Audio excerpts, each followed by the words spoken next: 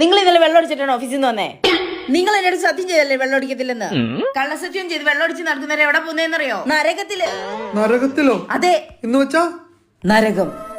ആളുകളെ തീച്ചുളയിലിട്ട് വറക്കും, വിഷപ്പാമ്പുകളുടെ ഇടയിൽ കൂടി നടത്തിക്കും, ഒരിറ്റ് വെള്ളം പോലും കുടിക്കാൻ കിട്ടത്തില്ല. മൊത്തം ഭയാനകമായ അന്തരീക്ഷം.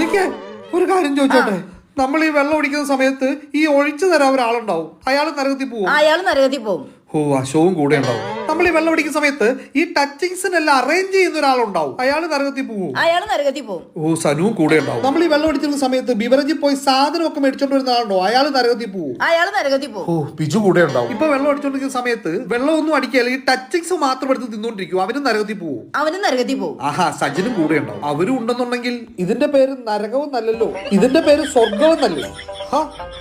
ബിജു ഉണ്ടാവും, സനു ഉണ്ടാവും, അശോക് ഉണ്ടാവും.